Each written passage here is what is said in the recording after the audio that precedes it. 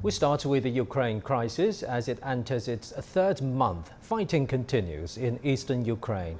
The Russian Defense Ministry says it has destroyed a logistics terminal at a military airfield near Ukraine's Odesa, where foreign weapons were stored, while Kyiv has accused Moscow of killing 8 people, including an infant, in strikes in Odesa.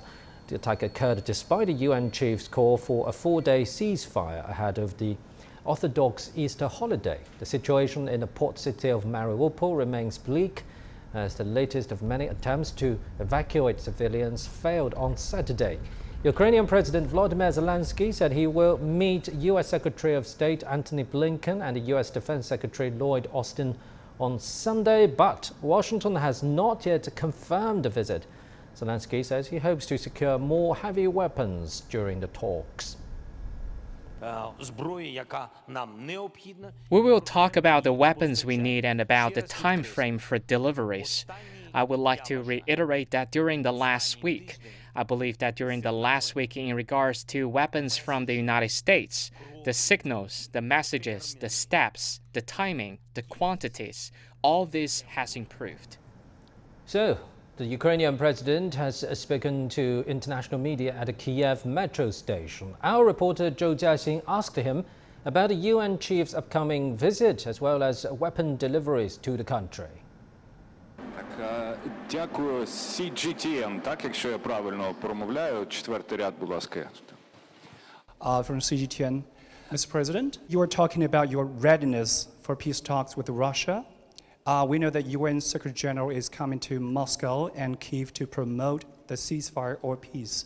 At the same time, we know some reports talking about the US and its allies have centered on weapons, how to ship the weapons to your country. And Moscow thinks that your continuous appeal for military support from NATO countries is adding fuel to the fire and can be seen as a deterrent to negotiations. Can you comment on this? Thank you so much.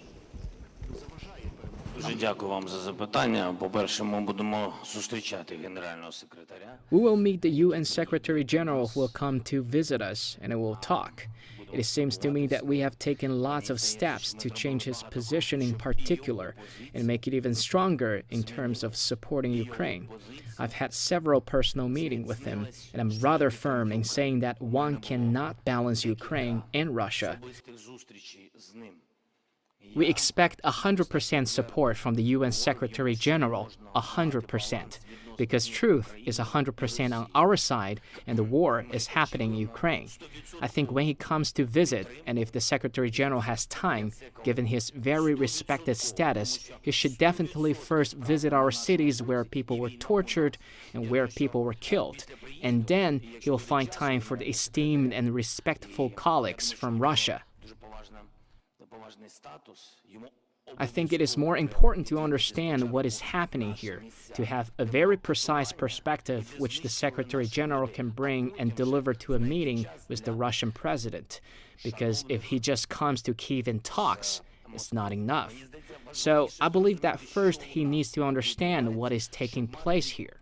This is the reason why many leaders, like the Chancellor of Austria, I always offer that if they go to Russia, to Moscow, first they should understand what is happening here if they are speaking about real assistance and support, not about political tourism.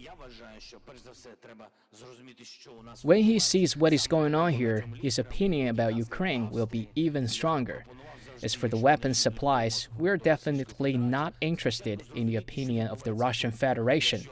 Nevertheless, since the start of the war, Russia also supplied weapons to us.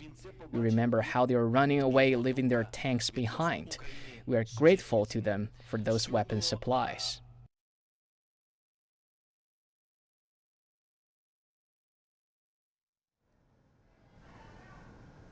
Meanwhile, some Western countries have announced a further military aid for Ukraine, including the United States, Britain and Germany.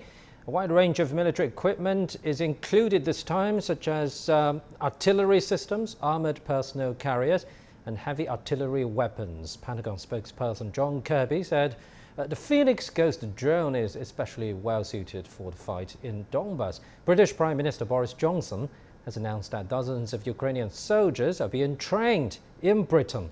Canada and France are also sending heavy artillery weapons to Ukraine.